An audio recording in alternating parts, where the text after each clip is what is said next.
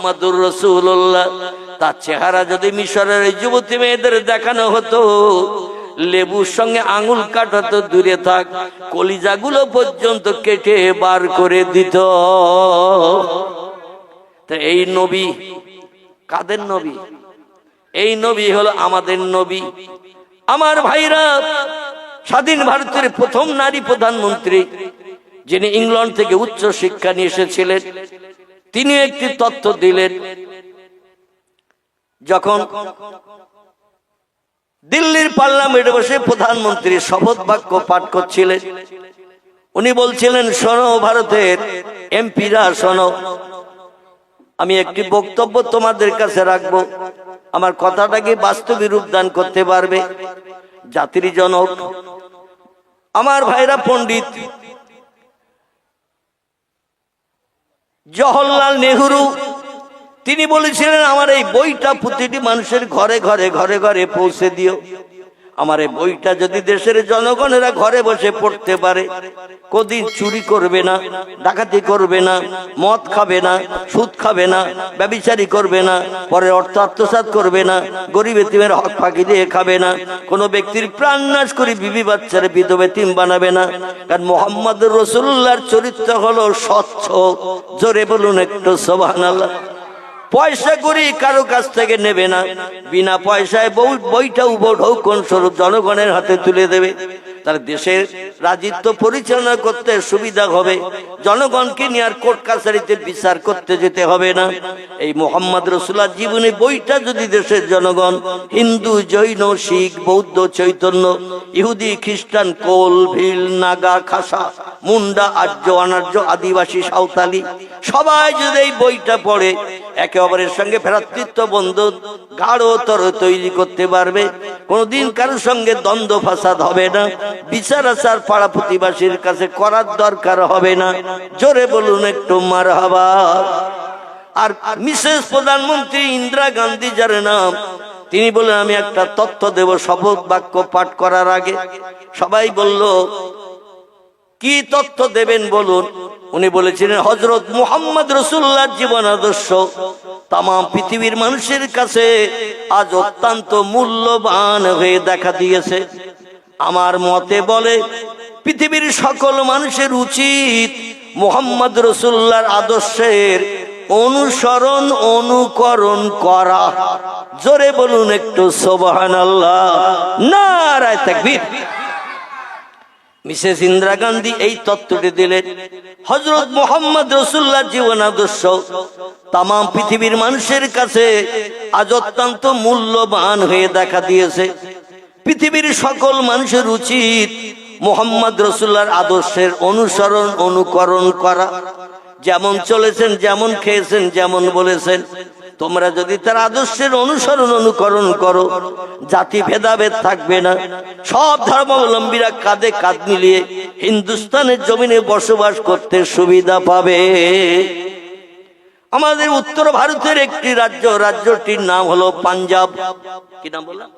পাঞ্জাব। পাঞ্জাব, যেখানে শিখ ধর্মাবলম্বীরা জনসংখ্যায় সব থেকে বেশি বাস করে। আমরা যাদের পাঞ্জাবি বলি, ধর্মীয় পুস্তকে লিপিবদ্ধ হয়েছে, তাদের ধর্মের নাম হলো শিখ ধর্ম। কি ধর্ম? এই শিখেদের একজন ধর্মীয় নেতা আছে, নাম হলো তার মিস্টার গুরু নানক। বৌদ্ধদের একজন ধর্মীয় নেতা আছে, নাম তার গৌতম বুদ্ধ। ইহুদিদের একজন ধর্মীয় নেতা আছে, নাম হলো তার মোজেস। খ্রিস্টানীদের একজন ধর্মীয় নেতা আছে, নাম তার ঈসা বা যিশু। এই পৃথিবীতে হিন্দু ভাইদের একজন ধর্মীয় নেতা আছে, নাম তার রামকৃষ্ণ পরমহংসদেব। আমাদের ধর্মীয় নেতা আছে না নাই? আছে। আহারে, আমাদের ধর্মীয় নেতার নাম আল্লাহ কোরআনের 22 পারা সূরা আহজাবে কোট করে দিয়েছেন, ওমা মুহাম্মাদুন ইল্লা রাসূলুন। আমি মুহাম্মদ নামধারী একজন ব্যক্তিকে প্রফেট করে, রসুল করে, মহামানব করে বিশ্ববাসীর কল্যাণের দায়িত্ব দিয়ে পৃথিবীতে পাঠিয়েছি। একটু চিল্লায়ে বলুন সুবহানাল্লাহ। শিখ ধর্মগুরু গুরু নানক একটি তত্ত্ব দিয়েছেন ইতিহাসে, কিয়ামত পর্যন্ত ইতিহাস থেকে মুছবে না। তত্ত্বটি পরিবেশন করে নিয়ে যাব পয়গম্বরের মৃত্যুভূমির দেশে, যেখানে বক্তৃতা করতে করতে ছেড়ে এসেছি।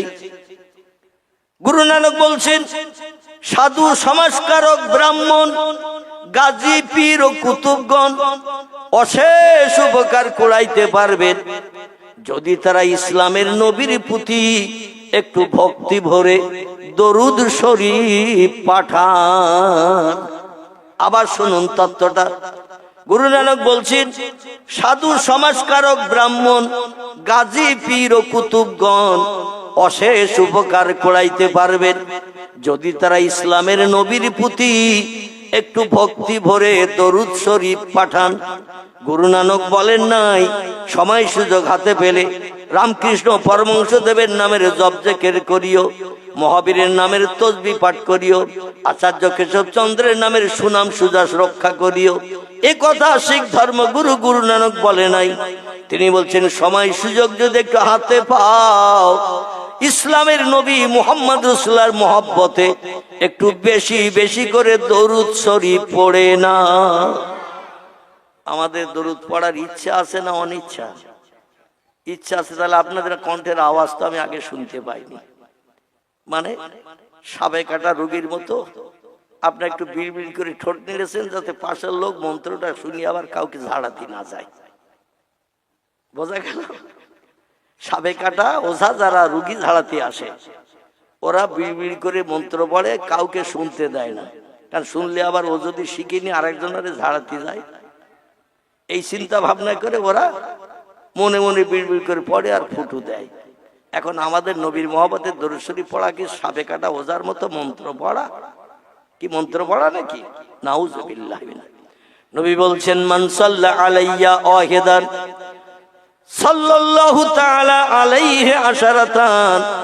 ও পৃথিবীর মানুষেরা তোমরা শোনো, যে লোকটি দরুদের মাধ্যম দিয়ে আমি মুহাম্মদ রাসূলুল্লাহ আমার নামের স্মরণ একটা বার মাত্র করে, মান সাল্লা আলাইয়া ওয়াহিদান, দরুদের মাধ্যম দিয়ে আমার নামের স্মরণ যে লোকটি একটা বার মাত্র করে, সাল্লাল্লাহু তাআলা আলাইহি আশারাতান, আল্লাহ পাক খুশিতে এত বাগ হয়ে যায় ওই বান্দার নামের স্মরণ আল্লাহ 10 বার করেন। আর একটু জোরে হবে না? নারায়ে তাকবীর।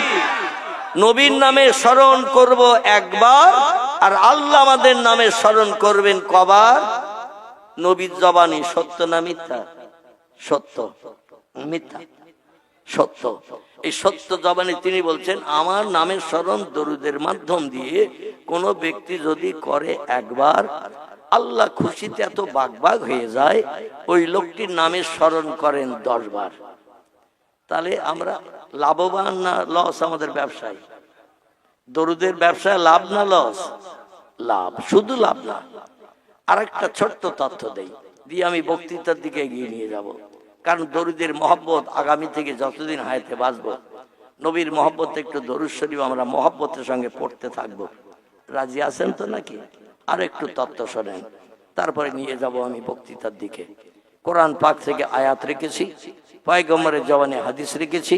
পরবর্তী বক্তা আসা পর্যন্ত ইনশাআল্লাহ কিছু তথ্যমূলক আলোচনা পরিবেশন করব। আজকের একটু সকাল সকালে টাইম হয়েছিল আমার, বাড়ি থেকে মাগরিবের নামাজ পড়ি বেরিয়ে আসলাম, কারণ টাইম ছিল 6টায়। এখানে এসেছি 6টায় 5-এ। ছেলেদের বললাম স্টেজে নিয়ে চলো, বলে হুজুর একটু বসেন, একটু পরে নিয়ে যাব। পরে বলতে বলতে 1 ঘন্টা ওরা ঠেলে দিয়েছে। মানে পরবর্তী বক্তা হয়তো আসতে একটু দেরি করবে, যার কারণে আমাকে একটু প্রথমের দিকে একটু টাইমটা পাস করার চিন্তা ভাবনা করছেন। বিশেষ করে আজকের জলসার প্রধান অতিথি আল্লামা বাংলা রুহুল আমিন রহমাতুল্লাহ আলাইহির মেজো পোতা সাহেবজাদা আজকের জলসার শেষ বক্তা তো নাকি? কি শেষ বক্তা তো নাকি? তিনি হলেন শেষ বক্তা। তিনি কর্তৃপক্ষ যে বাড়িওয়ালার ভাইতে ছিলাম, ওনার বাড়িতে একটু বিশ্রাম করছিলাম 1 ঘন্টার মতো। উনি বলছেন হুজুরের সম্ভবত আরেক জায়গায় প্রোগ্রাম আছে, সেখান থেকে আমাদের এখানে আসতে 20-25 মিনিট সময় হয়তো লেট হতে পারে। এই জন্য আপনারা দিয়ে একটু সময় পাস করে নিচ্ছি, পরের বক্তা উঠবে, হুজুর আসা পর্যন্ত আমার জলসার অসুবিধা হবে না। আবার আগামীকাল সকালে 9টায় আমাকে ঘর থেকে বেরিয়ে যেতে হবে। প্রোগ্রাম আছে আসাম রাজ্যের ধুবড়িতে। কোথায় বললাম? আসাম রাজ্যের ধুবড়িতে। 11টার পরে ফ্লাইট আছে, 9টায় বেরিয়ে যেতে হবে। ঘন্টা দুয়েকের মতো সময় লাগবে রাস্তা পাস করতে। আবার আগামী পরশুদিন ফিরে আসবো ধুবড়ি থেকে, এসে আপনাদের এই পার্শ্ববর্তী খিজদিরপুর গাজীতলা আছে না, যেখানে ঈদের নামাজ টামাজ হতো আগে, ওখানে হয়তো আল্লাহ অধমের সঙ্গে আপনাদের চারি চক্ষের মিলন ঘটাতে পারে যদি আপনারা যান। আমার তো যেতেই হবে, দাওয়াত লিখে নিছি। আপনারা যদি যান সেখানে আবার কিছু কথা আলাপ আলোচনা হবে ইনশাল্লাহ। সকলে বলুন আমিন, জোরে বলুন একটু আমিন। আমি দেখছি আপনারা যেন আস্তে আস্তে ঝিমিয়ে পড়তেছেন। এখন এই সন্ধ্যা রাতে ঝিমিয়ে পড়লে তো শেষ বক্তার কণ্ঠের আওয়াজ আর শুনতে পাবেন বলে তো মনে হচ্ছে না। একটু আওয়াজ জোর চালু রাখেন, তাহলে বক্তার বক্তৃতা করতে সুবিধা হবে, আপনাদের শুনতেও কি সুবিধা হবে না অসুবিধা হবে? শুনতেও সুবিধা হবে ইনশাল্লাহ। নবীজির মোহাব্বতে একটা বার দরুদ শরীফ পড়লে আল্লাহ যদি আমাদের নামে স্মরণ করেন 10 বার, এটা হাদিসের কথা। অবিশ্বাস করার কোনো কারণ নেই, অবিশ্বাস করার কোনো দরকার প্রয়োজন নেই। এখন এই 24 ঘন্টা দৈনন্দিন দিনে আল্লাহ যদি আমাদের নামে স্মরণ 10 বার না করে যদি 1 বার করেন, কবার বললাম? নবীর মহব্বতে দরুদ শরীফ 1 বার পড়লে আল্লাহ 10 বার আমাদের নামে স্মরণ করবেন, এটা নবীজির জবানি। এখন 10 বার স্মরণ না করে আল্লাহ যদি আমাদের নামে স্মরণ 24 ঘন্টা দিনে 1 বার করেন, বিপদে মুসিবতে দুঃখে দুর্দশায় অভাবে সমস্যায় রোগে শোকে সাহায্যের জন্য হাত পাততে মেম্বারের কাছে যেতে হবে, প্রধানের খোঁজ নিতে হবে, থানার ওসির পায়ে জড়িয়ে ধরতে হবে, গ্রামের কোনো গুন্ডা বদমাশের কাছে সাহায্য চাইতে হবে যে তুমি ছাড়া আমার এই বিপদে আর পাশে দাঁড়ানোর কেউ নাই। আল্লাহ বলছেন আমি হলাম তোমাদের জন্য এনাফ, যথেষ্ট। জোরে বলুন সুবহান। একটা বার যদি আল্লাহ আমাদের নামে স্মরণ 24 ঘন্টার ভিতরে একটা বার করেন, ওই বান্দার আর কারো কাছে হাত পাততে হবে না, হবে না, হবে না। আল্লাহ তার জন্য যথেষ্ট হবেন। তো আল্লাহ আমাদের আপন হোক, পাশে দাঁড়াক, স্ত্রীর মতো, মায়ের মতো, সন্তানের মতো আল্লাহ আমাদের আপন হয়ে যাক, এটা আমরা চাই না, চাই না কি চাই না, চাই না? যদি চাই নবীজির মহব্বতে একটু উচ্চ রবে দরুদ শরীফ পড়তে হবে। ভাই রাজি আছেন? একটু মহব্বতে দরুদ শরীফ। আল্লাহুম্মা সাল্লি আলা সাইয়্যিদিনা মাওলানা ওয়া আলা আলি সাইয়্যিদিনা মাওলানা।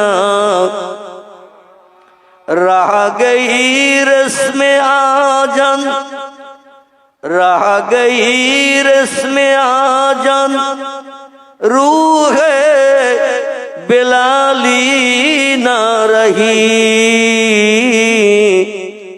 फलसफा रह गया मगर तलकीने गजाली न रही, बलगल औला बेकमालिही कशफत दुजा बेजमालिही, हसनतु जमीओ खिसालिही, सल्लु अलैहि।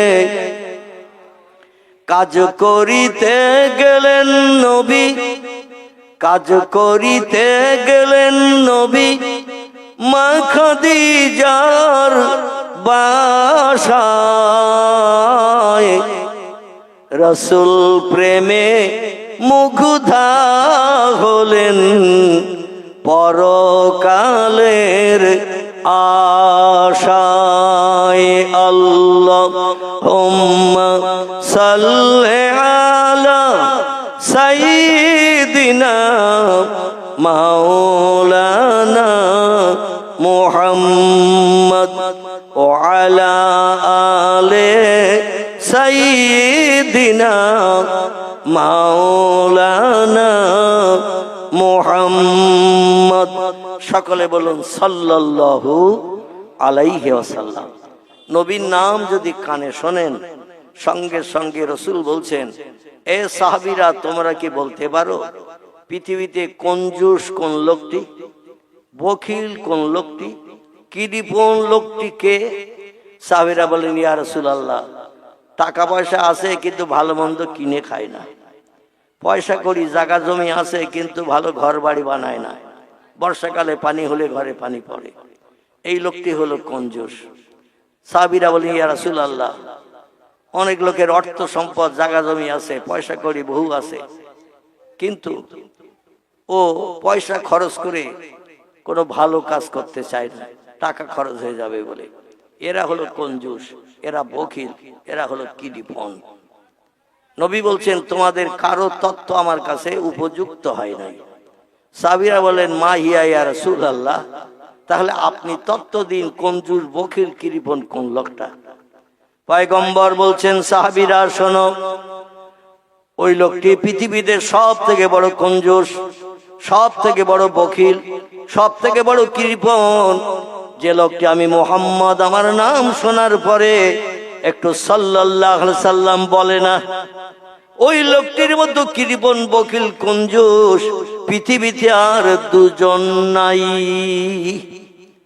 নবীর নাম শুনলে সাল্লাল্লাহু আলাইহি সাল্লাম বলতে আমাদের আপত্তি থাকা উচিত, কারণ হাসরের মাঠে যেদিন হাজির হব, ইয়াউমা ইয়াফিরুল মারউ মিন আখিহি ওয়া উম্মিহি ওয়া আবিহি ওয়া সাহিবাতিহি ওয়া বানিহি ওয়াল আকিদ।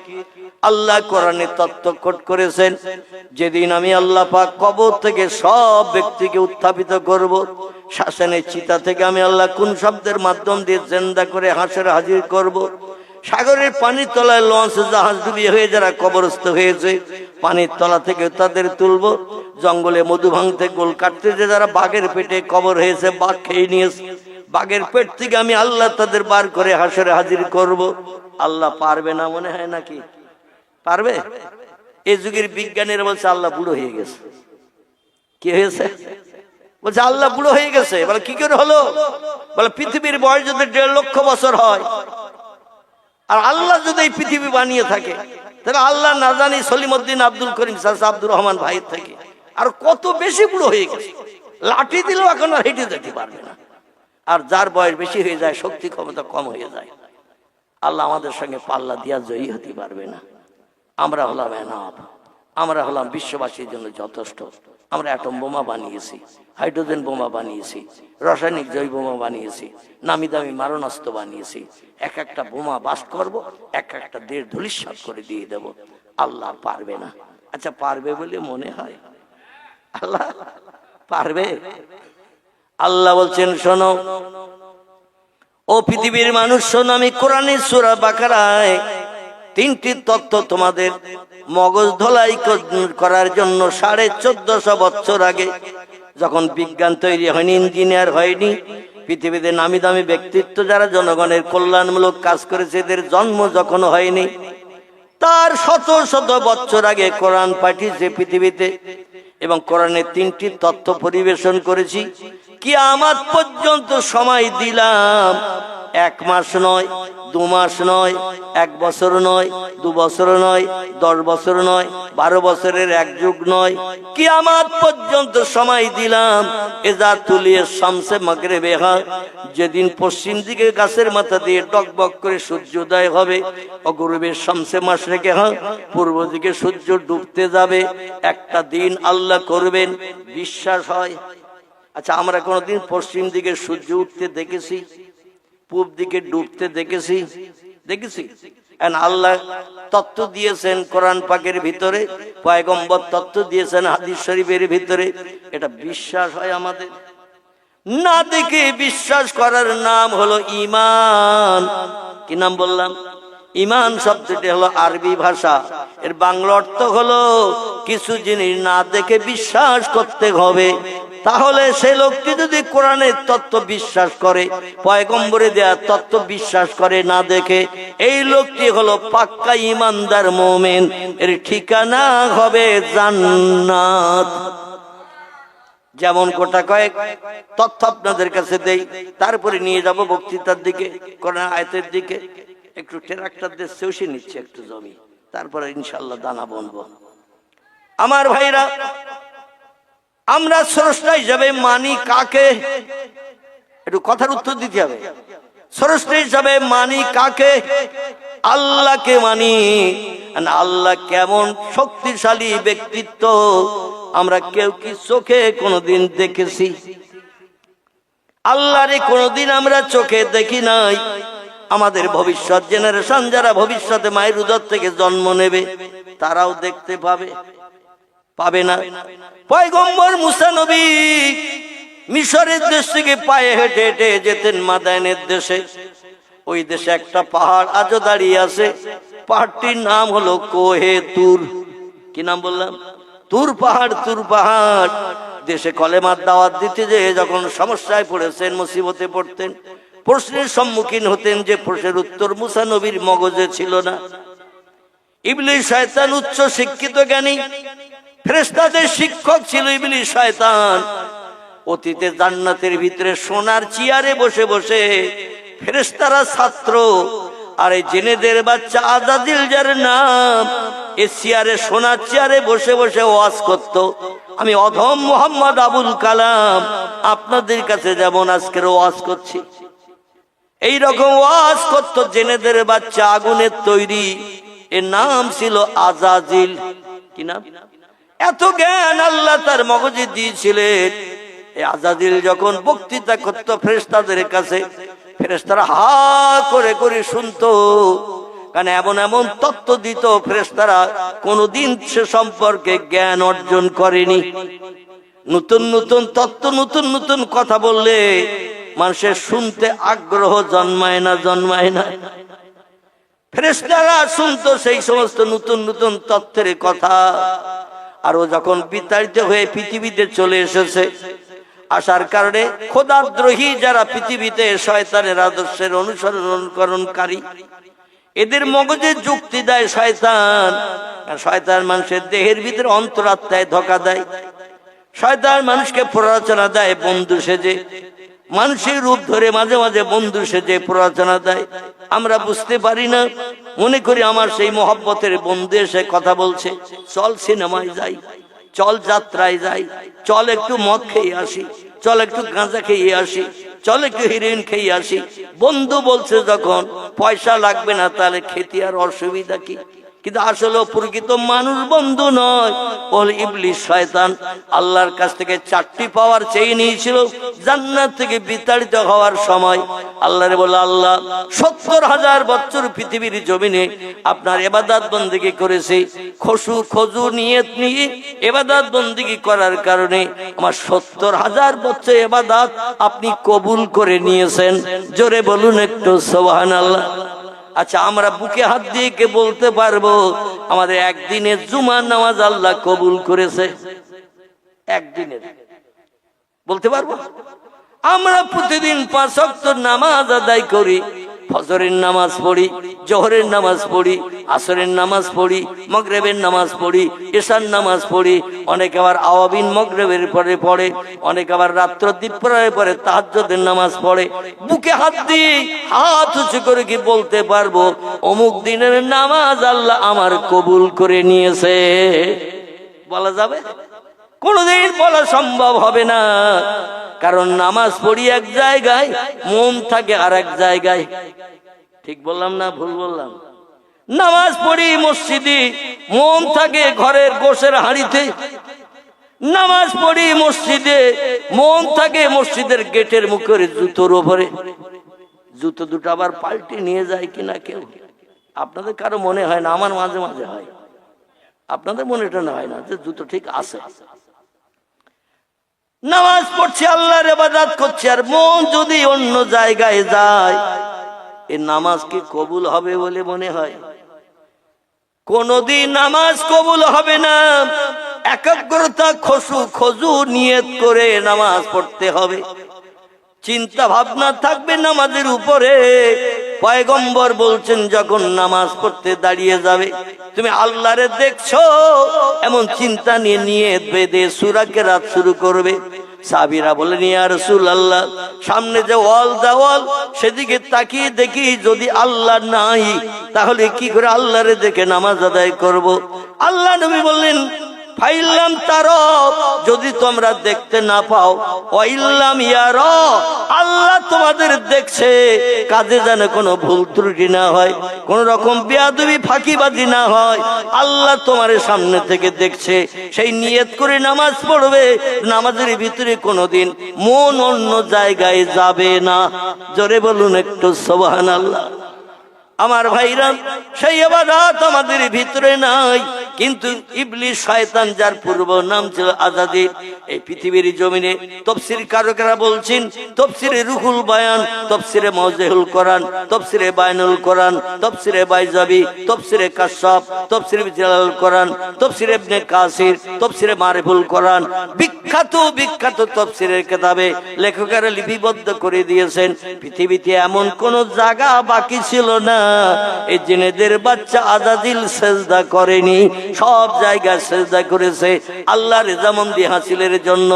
একটা ভুলের কারণে আল্লাহ সব ইবাদত নস্যাৎ করে দিয়েছেন, চির জাহান্নামী সাব্যস্ত করে তার নামের পাশে সার্টিফিকেট দিয়েছে, লানাতুল্লাহি ইবলিসা। আমার হুকুমের খেলাপ করেছিস, দুইবার তোরে আমি একটা কথা, কাজের কথা বললাম, দুইবার তুই আমার হুকুমকে নস্যাৎ করে দিয়ে নিজের মর্যাদা রক্ষা করতে চেয়েছিস, বেরিয়ে যা জান্নাত থেকে। আজ থেকে তোর জন্য আমি জাহান্নাম হালাল বানিয়ে দিলাম। চিল্লায়ে বলুন নাউজুবিল্লাহ। আচ্ছা, ইবলিস একটা আল্লাহর হুকুমের খেলাপ করেছে, কটা? আদমের সামনে রেখে একটু সেজদা করতে বলেছিল, শুধু ওর একা না, সমস্ত ফেরেশতাদের সঙ্গে। তো তুই একা সেজদা করবি, সবাই দেখবে, তোর একটু প্রেস্টিজ, আত্মসম্মানে লাগবে। আল্লাহ সব ফেরেশতাদের বলল, কাদামাটি দিয়ে যে বান্দারে বানিয়েছি আর দেখে প্রাণ ঢুকিয়ে দেওয়ার পরপরই আমি আল্লাহ আমার নামে তাসবিহ পড়েছে আলহামদুলিল্লাহ। আমাদের বাবা আদম প্রাণ পাওয়ার পরে শুয়ে থাকা জান্নাতুল মাওয়ার ভিতরে উঠে বসেই বলেছিল আলহামদুলিল্লাহ। তিরমিজি শরীফ, আবু দাউদ শরীফের হাদিসে পয়গম্বর জানাচ্ছেন, মানুষের ভিতরে সর্বশেষ মানুষ যেটাই পৃথিবী থেকে বিদায় নেবে আজরাইলের হাত বরাবর, ওই লোকটার জবানের শেষ কথা হবে কি হবে? আলহামদুলিল্লাহ। জোরে বলুন একটু সুবহান। তারও শেষ কথা হবে আলহামদুলিল্লাহ। প্রথম কথা আলহামদুলিল্লাহ। সমস্ত প্রশংসা, তারিফ, গুণ, কীর্তন, কৃতজ্ঞতা জানাই তার জন্য যিনি আমারে বানিয়েছেন মানুষ করে। জোরে বলুন সুবহানাল্লাহ। এই জেলেদের বাচ্চা আল্লাহর একটা হুকুমের খেলাপ করেছে, সেটি হলো বলেছিল আদম প্রাণ পেয়ে আমার নামে তাসবিহ পড়েছে, আমি যে মানুষ বানিয়েছি এটা আমার সার্থক হয়ে গেছে, তো তোমরা এই আদমের সামনে রেখে একটু সেজদা করো। তাফসীর কারকেরা তাফসীরে লিখছেন, বিশেষ করে তাফসীরে ফি জিলাল কোরআন, লেখকের নাম আল্লামা কুতুব রাহমাতুল্লাহ আলাইহি। কি নাম বললাম? আল্লামা কুতুব রাহমাতুল্লাহ আলাইহি, বিখ্যাত কোরআনের তাফসীর কারক। তিনি বলছেন, এই পৃথিবীর মানুষ তোমরা শোনো, আল্লাহ পাক রব্বুল আলামিন আসলে আদমকে সেজদা করার হুকুম কিন্তু ফেরেশতাদের আজাজিলকে বলেনি। আদমের দেহের ভিতরে সেট করা হয়েছিল, দেহটা জিন্দা হয়ে তৈরি হওয়ার জন্য তার দেহের ভিতরে যে প্রাণ সেট করা হয়েছিল, তাফসীরে এসেছে 4 বার। কবার? আল্লাহ বলেন বডি বানানো হয়েছে, বডিটা অচল, এখন শুয়ে আছে জান্নাতুল মাওয়ার ভিতরে, বডিটা সচল করো, দেহের ভিতরে আলমে আরওয়া থেকে একটা প্রাণ নিয়ে ওর দেহের ভিতরে ঢুকিয়ে দাও।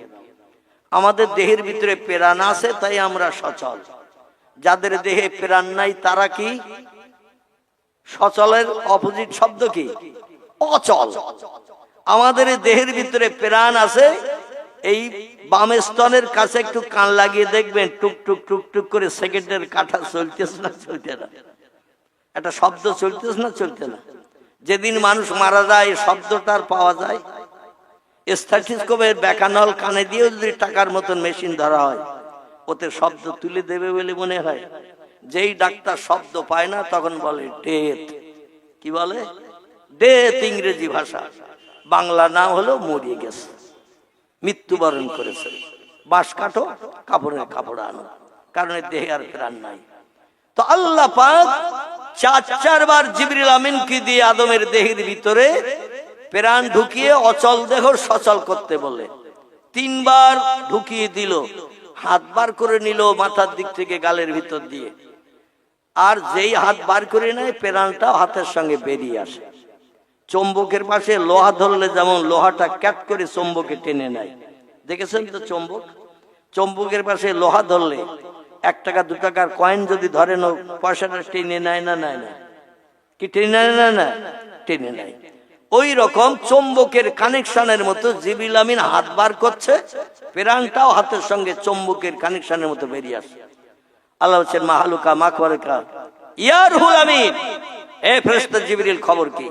জিবরিল বলছে আল্লাহ প্রাণ দেহে সেট করে দিয়ে হাত বার করে নিতে যাচ্ছে, আর প্রাণটা আমার হাতের সঙ্গে বেরিয়ে আসে। কবার দিয়েছো? বলে 3 বার। আল্লাহ বলেন এক কাজ করো, 4 বার দিতে হবে, অচল দেহ সচল বানাতে হবে। কারণ তোমাদের অনেক পরিশ্রমের মাধ্যম দিয়ে পৃথিবীর জমিন থেকে মাটি এনে কাদা বানিয়ে তারপরে প্রতিমার বডি বানানো হয়েছে। হিন্দু ভাইরা যে প্রতিমা তৈরি করে, কালী, দুর্গা, সরস্বতী, লক্ষ্মী, গণেশ, বিশ্বকর্মা, আছে না নাই প্রতিমা? অবিকল অভাব মানুষের মতো দেখতে, কিন্তু ওদের দেহে একটা জিনিস নাই, সেটার নাম কি? সেটার নাম হলো প্রাণ। তাই পূজা অর্চনা করে খাবার দাবার যা কিছু দেয়া হয় ইঁদুর কিংবা বিড়ালে খেয়ে যায়, বারণও করতে পারে না, গাইড করে রাখতেও পারে না। দেহে প্রাণ নাই, তাই আদমের দেহে প্রাণ নাই। 3 বার জিবরিল প্রাণ দিল, হাত বার করে নিল, প্রাণও বেরিয়ে গেল। আল্লাহ বলেন এবার 4 বারের মাথায় একটা কাজ কর। জিবরিল বলছেন আল্লাহ কি করব? বলছে আমার আরশের দিকে তাকা। কোথায়? আমার আরশের দিকে তাকা। জিবরিল মাথা উঁচু করে তাকালেন উপরের দিকে। আল্লাহ বলেন মা তারা ইয়া জিবরিল, কি দেখতে পেয়েছ একটু বলো। জিবরিল বললেন রব্বুল আলামিন, একটা উজ্জ্বল জ্যোতিষ্কময় লাইট আলো আপনার আরশে আমি দেখতে পাচ্ছি। আল্লাহ বললেন পূর্বে কোনদিন দেখেছো? জিবরিল বলে লা ইয়া রব্বি, পূর্বে দেখি নাই। আল্লাহ বলেন আজকের সেই আলোটা আমি প্রকাশ করলাম, এই জন্য তুমি দেখার সুযোগ পেয়েছো। ওই যে লাইট দেখছো, ও লাইটটা কি তুমি কি জানো? জিবরিল বলেন লা ইয়া রব্বি, যেটা জানান সেটা জানি, যেটা জানান না সেটা আমি জানি না। আল্লাহ বললেন তাহলে শোনো, আউয়ালু মা খালাকাল্লাহু নূরি, যদিও অধিকাংশ অন্য মতাদর্শের আলেমেরা এটাকে জয়ীব হাদিস বলেছে, কিন্তু ফুরফুরা শরীফের দাদা হুজুর পীর কেবলা ছোট সাহেবজাদা ছিলেন যিনি, নাম তার জুলফিকার আলী সিদ্দিক আল কোরাইশি, যিনি আল্লাহর ওলি ব্যক্তি ছিলেন। অধিকাংশ জলসায় এসে বক্তৃতার আগে এই হাদিসটা তিনি বর্ণনা করতেন। জোরে বলুন একটু সুবহানাল্লাহ। আমাদের মতো দর্শের আলেমেরা হাদিসটারে এমন করে সহিহ হাদিস বলে, অন্য কিছু দলমত পথের মানুষেরা জয়ীব বলে। যাই হোক, হাদিসটির বাংলা অর্থ হলো আল্লাহ বলছেন যখন কোনো কিছুই আমি বানাই নাই, লাউলাকা লামা খলাকতুল আফলাক, আসমান জমিনে যখন আমি কিছুই বানাই নাই, প্রথম একটি জিনিস বানিয়েছিলাম, সেটি হলো নূরে মুহাম্মাদি সাল্লাল্লাহু আলাইহি সাল্লাম। চিল্লায়ে বলুন একটু সুবহানাল্লাহ, নারায়ে তাকবীর। এই নূরে মুহাম্মাদের লাইট বানিয়ে, এই লাইট থেকে কিঞ্চিত কিঞ্চিত নিয়ে সব সৃষ্টি আল্লাহ বানিয়েছেন নূরে মুহাম্মাদের লাইট দিয়ে। আল্লাহ বলেন ওই লাইট থেকে কিঞ্চিত লাইট নাও, আলো নাও, একটু নিয়ে তুমি ওই দেহটার ভিতরে, অন্ধকার দেহের ভিতরে লাইট আগে জ্বালিয়ে দাও।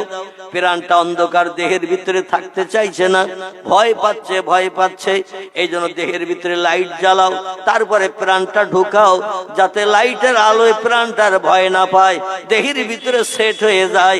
তাফসীরে ফিজিলাল কোরআন আল্লামা কুতুব রাহমাতুল্লাহ আলাইহি এ তত্ত্ব পরিবেশন করেছেন। জোরে বলুন একটু সুবহানাল্লাহ। জিবরিল আমিন 4th বারের মাথায় কতবার প্রাণ ঢোকাতে হবে, কতবার বার করতে হবে, আল্লাহর হুকুম কতবার আমার মান্যতা দিতে হবে।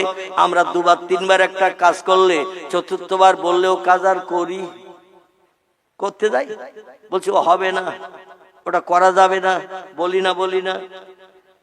ফেরেশতাদের এমন ধাঁচে আল্লাহ বানিয়েছেন, কোরআন এসেছে মালাইকাতুন গিলাজুন শিদাদুন লা ইয়াসুনাল্লাহ মা আমারাহুম ওয়া ইয়াফআলুনা মা ইউমারুন। জোরে বলুন একটু আল্লাহু আকবার। ফেরেশতাদের বানানো হয়েছে নূর দিয়ে, আমাদের পয়গম্বরকে আল্লাহ বানিয়েছেন নূর দিয়ে। জোরে বলুন একটু সুবহানাল্লাহ। নূরের তৈরি ফেরেশতারা খায় না, ঘুমায় না, পেশাব করে না, পায়খানা করে না, ওদের রোগ বেমারি হয় না, স্ত্রী নাই, স্বামী স্ত্রী মিলনের কোনো বালাই নাই, বাচ্চা কাচ্চা নাই। ওদের 24 ঘন্টার কাজ হলো ওয়াইয়াফআলুনা মা ইউমারুন, আল্লাহ যেটা বলেন সঙ্গে সঙ্গে সেটা বাস্তবে রূপদান করেন। এটাই হলো ফেরেশতাদের কাজ। কোনো কাজ করতে গেলে লাভ হবে কি লস হবে এটাও পর্যন্ত ফেরেশতারা যাচাই করে না, আল্লাহ বলেছে করতে হবে, এটাই হলো তাদের ট্রেনিং। জোরে বলুন একটু সুবহানাল্লাহ। আল্লাহ বললেন প্রাণ যখন দেহে থাকলো না, 4 বারের মাথায় প্রাণ ঢুকাও। যত সময় না ঢুকবে, অচল দেহ সচল না হবে, তত সময় পর্যন্ত প্রাণ ঢুকাতে হবে। তবে এবার আশা রাখি আর প্রাণ বাইরে তোমার হাতের সঙ্গে বার হবে না। আমার আরশ কুরসি থেকে ওই যে নূরের তাজাল্লি জ্যোতি দেখছো, ওটা হলো আমার বানানো মুহাম্মদ রাসূলুল্লাহ নূর। আল্লাহ কোরআনে বলছেন, এই পৃথিবীর মানুষ তোমরা শোনো, কদ জাআকুম মিনাল্লাহি নূরু ওয়া কিতাবুম মুবিন। চিল্লাই বলুন একটু আল্লাহু আকবার। হাদিস যদি জয়ীফ বলেন কোন অন্য মতদর্শের আলেমেরা, আমি কিছুটা সময় একটু তাদের কথা মেনে নিলাম, কিন্তু আল্লাহ কোরআনে যদি পয়গম্বরকে নূর বলে আখ্যায়িত করেন, এখানে বিশ্বাস করতে আমরা কি আপত্তি দর্শাবো? আমার এখানে আর বিশ্বাস করতে আপত্তি দর্শাবো না, কারণ কোরআনের ভিতরে যে তথ্য আল্লাহ পরিবেশন করেছেন, কোন মানুষ যদি মানতে অস্বীকার করে, বিশ্বাস করতে আপত্তি দর্শায়। শরীয়তের সব ফতোয়ার কিতাবে লেখকের একমত হয়ে লিখেছেন, লোকটার মুসলমান থাকবে না, ইমানদার থাকবে না, লোকটি কাফির হিসাবে বিবেচিত হবে। কি হবে? কাফের হয়ে যাবে। কাফেরের ঠিকানা কোথায় হবে? কাফেরের ঠিকানা হবে জাহান্নাম। এজন্য কোরআন অবিশ্বাস করে আমরা কেউ কাফের হতে চাই? আমরা কাফের হতে চাই না। আল্লাহ বলেন, কদ জাআকুম মিনাল্লাহি নূরু ওয়া কিতাবুম মুবিন। ও বিশ্ববাসী, তোমাদের কল্যাণের জন্য, উপকারের জন্য, পৃথিবীতে স্বস্তিতে শান্তিতে বসবাসের জন্য আমার তরফ থেকে 2টি তোহবা গিফট, অনুদান, অ্যাভেলেবল গিফট যারে বলা হয়, উত্তম অনুদান, আমি আমার তরফ থেকে তোমাদের জন্য 2টি পরিবেশন করেছি। চিল্লাই বলুন একটু সুবহানাল্লাহ। কটা অনুদান? 2টি। আল্লাহ বলছেন, তোমাদের সংসার জীবনে সুখী হওয়ার জন্য, বিপদ মুসিবত থেকে নিষ্কৃতি পাওয়ার জন্য, পরকালে কোটি কোটি বছর আমার জান্নাতের সুখ ভোগের জন্য, জাহান্নামের আগুন থেকে নিষ্কৃতির জন্য 2টি তোহবা গিফট, অনুদান ও মানুষ তোমাদের জন্য পৃথিবীতে পাঠিয়েছি। পৃথিবীতে আমি আল্লাহ বর্ষণ করেছি। একটির নাম হলো মিনাল্লাহি নূর। আল্লাহ প্রথমে বললেন, তোমাদের জন্য দুনিয়ায় পাঠিয়েছি একটি নূরকে নূর। কি নাম? একটু কথা বলেন। নূর। নূর শব্দটি কি ভাষা? নূর শব্দ আরবি ভাষা। আরবিতে বলছি না কোরআনের কথা। কোরআন কি ভাষা? আরবি ভাষা। তো কোরআনই তো আমি পড়লাম, কদ জাআকুম মিনাল্লাহি নূর। আমার তরফ থেকে প্রথম একটি তোহবা গিফট পাঠালাম, তার নাম হলো নূর। নূরটি হলো আরবি ভাষা। ইংরেজিতে এর বলা হয় লাইট। বাংলায় এর নাম হলো জ্যোতি বা আলো। আল্লাহ বলেন, আধারে পথ দেখানোর জন্য, কে মা, কে বোন, কে কন্যা, কে স্ত্রী, আধারে যাচাই করার জন্য একটা লাইট পাঠালাম। আমরা রাতের বেলা মাঝে মাঝে ঘুটঘুটে অন্ধকার যেখানে যাই, একটু লাইট ব্যবহার করি না? টর্চ লাইট, বিভিন্ন লাইট, আলো আমরা ব্যবহার করি। একটা ঘরের ভিতরে একটা ছোট্ট তথ্য দেই। একটা ঘরের ভিতরে 5 জন নারীকে রেখেছেন দরজা জানলা লাগিয়ে। অমাবস্যার অন্ধকার রাত, মানে 14 অমাবস্যার রাত, আকাশে সারা রাত যেদিন চাঁদ ওঠে না, এই দিনটাকে বলা হয় অমাবস্যা। কি বলা হয়? আর সারা রাত আকাশে চাঁদ থাকে যেদিন, সেদিনটার কি বলা হয়? আলহামদুলিল্লাহ। এরকম একটু তত্ত্ব দিলে তো আমার কিছু বলতে সুযোগ হয়। আর যদি বলেন হুজুর বাড়ি থেকে ইতিকাফের নিয়ত করে এসেছি, যা বলতে হয় কথা আপনি বলেন, আমরা কথা বলবো না, তাহলে আবার ওয়াজ মাথায় উঠে যাবে। ভাই একটু তত্ত্ব দেবেন, আর কিছু তত্ত্ব দিতে সুবিধা হবে। তো একটা ঘরের ভিতরে 5 জন নারীকে রাখা হয়েছে। এই 5 জন নারীকে একই রকম বেনারসি, সাউথ ইন্ডিয়ান, স্বর্ণ কাতান, একই কালার, একই রং, একই পাড়ি শাড়ি 5 জনকে পরানো হয়েছে। কেউ আমার মা, কেউ আমার কন্যা, কেউ আমার স্ত্রী, কেউ আমার বোন, কেউ আমার ফুফু। কজন হলো? 5 জন। আরো আছে দাদি, নানি টানি আছে। আমি আর অত দূরে যাচ্ছি না। 5টা মেয়েকে ঘরের ভিতরে রাখা হয়েছে। একই কালারের শাড়ি, একই রঙের শাড়ি, একই রকম নকশা টকশা সব একই পরানো হয়েছে 5 জনের। আমাবস্যার রাত। কোন একজন যুবককে যদি ডেকে বলেন তোমার বউ যে আছে তার হাত ধরে টেনে এসো, তবে তোমার মারে, বোনেরে, কন্যারে যেন মা বলে টেনে এনো না। অন্ধকার অমাবস্যার রাত, এরে যদি ঘরে ঢুকি দেয়া হয়, দরজা লাগানো, জানালা লাগানো, ও স্ত্রী চিনতে পারবে? অন্ধকার রাত, আবার একই রকম শাড়ি পরা, আবার একটু ঘোমটা দিয়েও যদি অল্প থাকে, চেনা যাবে? এখন হাতে যদি একটা টর্চ লাইট দেওয়া হয়, মুখের কাছে একবার লাইট মারলে কে মা, কে বোন, কে কন্যা, কে স্ত্রী চিন্তার অসুবিধা হবে? আল্লাহ বললেন এই জন্য আমি তোমাদের আলোকদর্শিতার পথ দেখানোর জন্য প্রথমে পাঠালাম একটি লাইট। কি পাঠালাম? প্রথমে পাঠালাম লাইট, জাত বিচারের জন্য। কে মা, কে বোন, কে কন্যা, এই জাত বিচারের জন্য। পৃথিবীতে মানুষ ছাড়া আর অন্য সৃষ্টি পৃথিবীতে আছে না নাই? গরু, ছাগল, হাঁস, মুরগি, ইঁদুর, কুকুর, বিড়াল, বাঘ, ভল্লুক, হাতি, সিংহ, গন্ডার এই পৃথিবীতে আছে না নাই? আচ্ছা, ওরা মায়ের মর্যাদা দেয়, বোনের মর্যাদা দেয়, ওরা খালার মর্যাদা সম্মান দেয়, নিজের কন্যার মর্যাদা দেয়। হাঁস, মুরগি, গরু, ছাগল আমাদের বাড়িতে যা আছে, আমি বাইরের দিকে জঙ্গলের কথা আর বলবো না, কারণ বললেন হুজুর আমরা বাঘ টাক তো দেখতে পাই না, সিংহ দেখতে পাই না, হাতি গন্ডার দেখা যায় না। মাঝে মধ্যে চিড়িয়াখানায় দেখা যেত, তাও আর চিড়িয়াখানা আসে না। কারণ কলকাতা চিড়িয়াখানায় কবে যাব, পয়সাও নাই, রাস্তাঘাট চিনি না। এখন এই বাড়ির আশেপাশে যে জীব জন্তুগুলো থাকে, গরু, ছাগল, হাঁস, মুরগি, ইঁদুর, কুকুর, বেড়া, বিড়াল, এরা মার মর্যাদা দেয়, বোনের মর্যাদা দেয়, কন্যার মর্যাদা দেয়। যে কোনো একটা পুরুষ পশু সব নারী পশুকে স্ত্রী হিসাবে ব্যবহার করে। ঠিক বললাম না ভুল বললাম? সব নারী পশুকে স্ত্রী হিসাবে ব্যবহার করে। মায়ের জাত বিচার নেই, বোনের জাত বিচার নেই, নিজের কন্যা মেয়েরও জাত বিচার নেই। আল্লাহ বলেন এই জাত বিচার করার জন্য বাঘের জন্য কোরআন পাঠাই নাই, বাঘের জন্য লাইট পাঠাই নাই, ভল্লুকের জন্য পাঠাই নাই, গরুর জন্য পাঠাই নাই, হাতির জন্য পাঠাই নাই, ইঁদুর কুকুরের জন্য লাইট পাঠাই নাই। লাইট পাঠিয়েছি সৃষ্টির সেরা জীব মানুষের জন্য। মানুষ যদি লাইটটা ব্যবহার করতে পারে, কোনদিন মা, কন্যা, এমন করে স্ত্রী, আপনজন, আত্মীয় স্বজন, একই ব্লাডের রক্তের কানেকশন যাদের, তারা কোনদিন তার থেকে অত্যাচারিত হবে না। জোরে বলুন সুবহান। 2 নম্বরে আল্লাহ বললেন প্রথম পাঠালাম লাইট।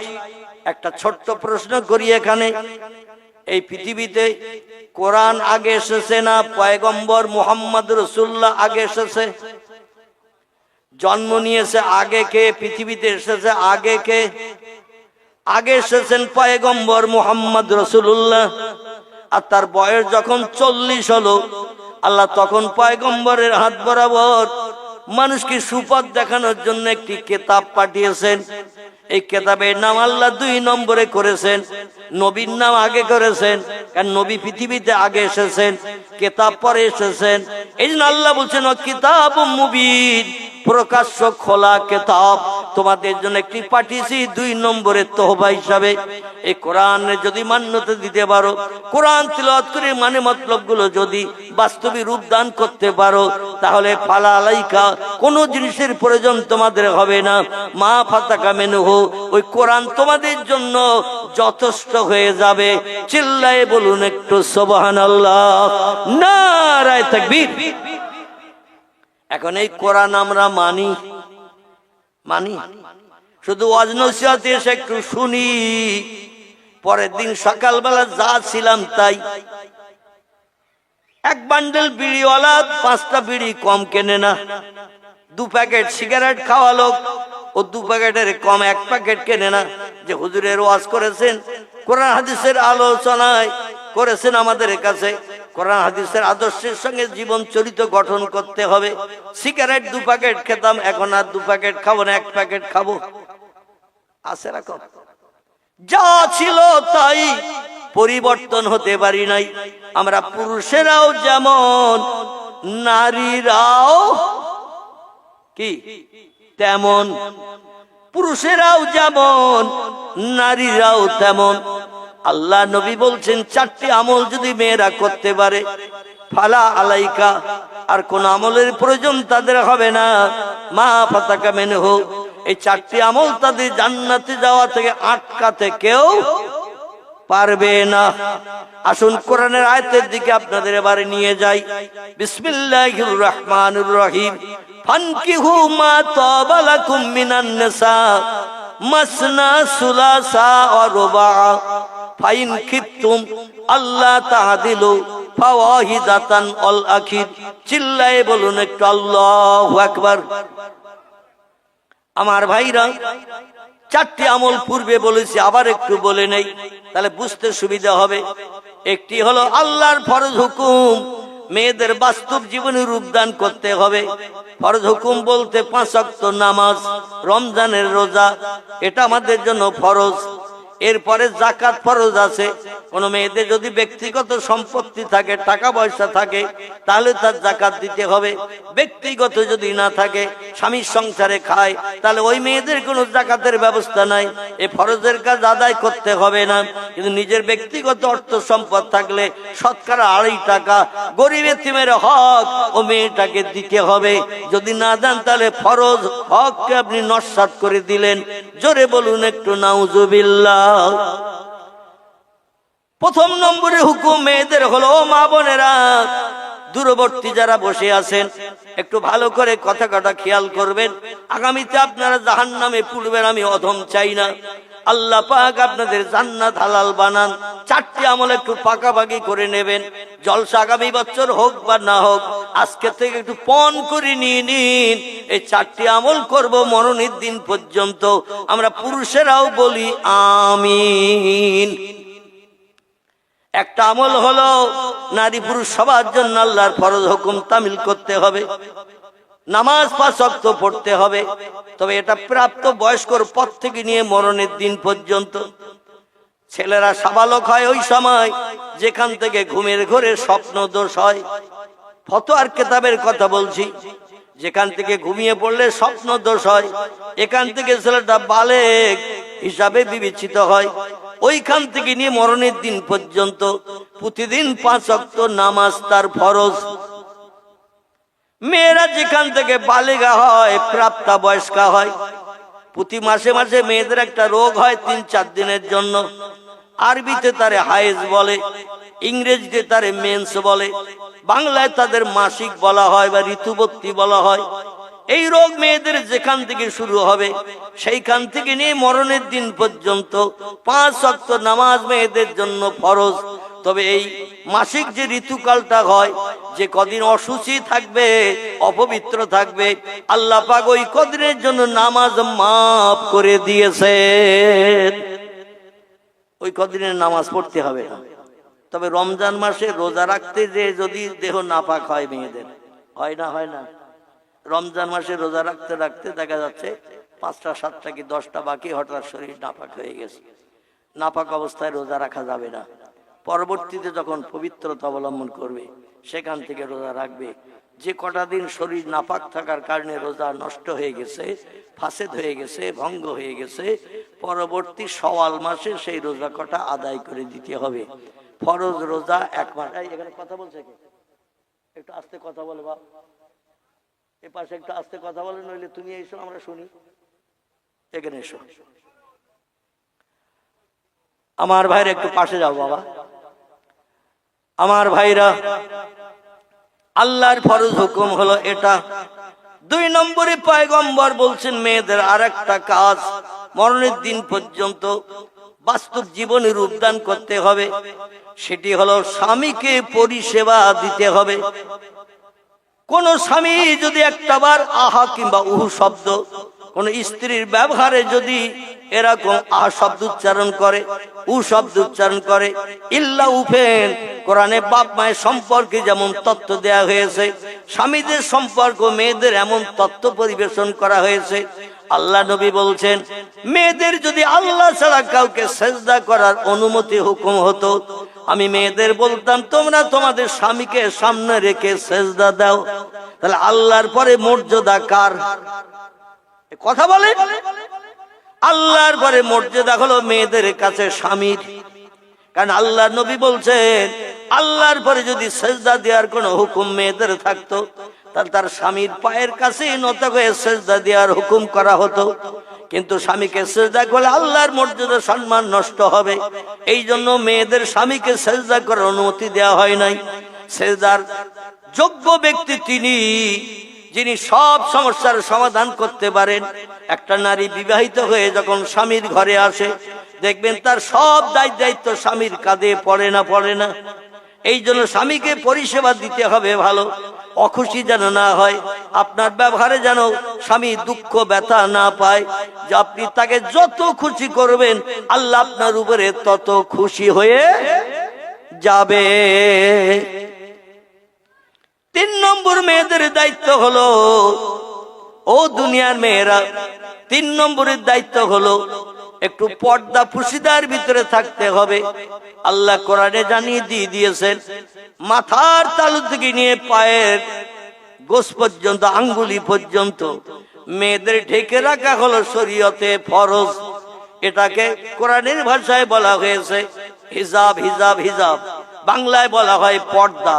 মেয়েরা চেহারা কোনো পরপুরুষকে দেখাতে পারবে না, কোনো পরপুরুষ যেন কোনো নারীর চেহারা না দেখে, হাত পা মুখ চোখ কিছুই যেন না দেখে। যদি আপনি পর্দা পুশিদায় থাকতে পারেন, তাহলে আপনার জন্য জান্নাত হালাল হবে, কোনো অসুবিধা জান্নাতে যেতে হবে না। জোরে বলুন একটু সুবহানাল্লাহ। আমার ভাইরা, আসুন আমি আর লম্বা করব না। বক্তা আসেনি এখন? আচ্ছা, আমার খুব মহব্বতের মানুষ, আমি মনে করছিলাম বক্তা এসে গেছে পাশে, তো ছাড়া চিন্তা ভাবনা করছিলাম। দেখতে 9:30 বেজে গেছে। 9টা না, শুধু ভালো লাগলেই তো হবে না, আরো আচ্ছা, যারা ডাকবে সেখানে যেতে হবে। হুজুর তো এক জায়গায় বসে থাকবে না নাকি? ঠিক আছে, বসে। আমার ভাইরা, আল্লাহর ফরজ হুকুম তামিল করতে হবে, স্বামীর পরিষেবা দিতে হবে, পর্দা পুশিদার ভিতরে থাকতে হবে। এই পর্দা পুশিদার ভিতরে যদি নারীরা থাকে, আল্লাহর জান্নাতে যাওয়া তাদের আটকাবে না। এখন আমাদের মেয়েরা কেমন পর্দা করে, আল্লাহর ইবাদত বন্দেগী কেমন করে, স্বামী ভক্তি কেমন করে, ও তথ্যগুলো আজকের আমি আর দিতে যাব না। তাহলে আসল যে মোরাল কথাটা আমি বলতে চাইছিলাম বক্তৃতার প্রারম্ভে, ও কথাটা আর বলা হবে না। কারণ দেখতে দেখতে 1 ঘন্টা 35 মিনিট মতো হয়ে গেছে। আর 2-10 মিনিট বলবো, একটু ছোট্ট করে দোয়া করব, পরবর্তী বক্তা এসে যাবে ইনশাল্লাহ। জোরে বলুন একটু আমিন, জোরে বলুন আমিন। কার জীবন ইতিহাস আপনাদের কাছে তুলে ধরবো। তাম দুনিয়ার নারীদের সরদারিনী যিনি, যার নাম উম্মুল খায়ের, হযরতে মা ফাতেমাতুজ জোহরা রাদিয়াল্লাহু আনহা, তার জীবনী বলবো না বাইজিদ বোস্তামির মায়ের কথা বলবো, ইমাম হাসান বসরির মায়ের কথা বলবো, না রাবিয়া বসরির কথা বলবো। পৃথিবীতে কিছু নারী আল্লাহ ওয়ালা, আল্লাহ প্রেমিকা হয়ে আল্লাহর জান্নাত হালাল বানিয়েছে। আবার কিছু পুরুষেরাও পৃথিবীতে আল্লাহ ওয়ালা, আল্লাহ প্রেমিক হয়ে কোরআন এবং বিশ্ব নবীর জীবন আদর্শ জীবনের সঙ্গে প্রতিফলিত করে তারাও জান্নাত হালাল বানিয়েছে। জোরে বলুন একটু সুবহানাল্লাহ, নারায়ে তাকবীর। আমি সব থেকে সেরা নারী যিনি, যার অনুমতি ছাড়া কোনো মেয়ে জান্নাতে ঢুকতে পারবে না। তার জীবনের একটা ছোট্ট ঘটনার কথা আপনাদের কাছে বলি, শুনবেন? যদি শোনেন তাহলে বলি। আলহামদুলিল্লাহ, একটু মহব্বতে দরুদ শরীফ পড়ে নেন। আল্লাহুম্মা সাল্লি আলা সাইয়্যিদিনা মাওলানা ওয়া আলা আলি সাইয়্যিদিনা।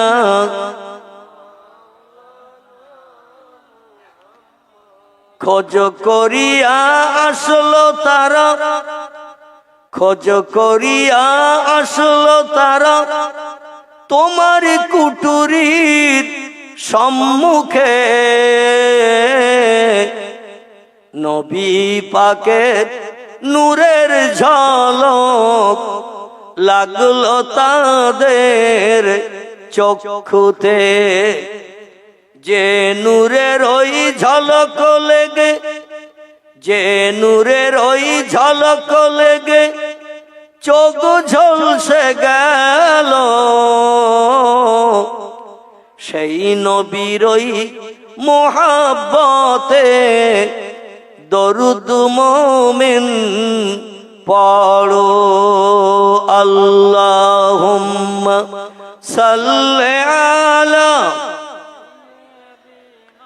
মাওলানা মুহাম্মদ ওয়া আলা আলি সাইয়্যিদিনা মাওলানা মুহাম্মদ।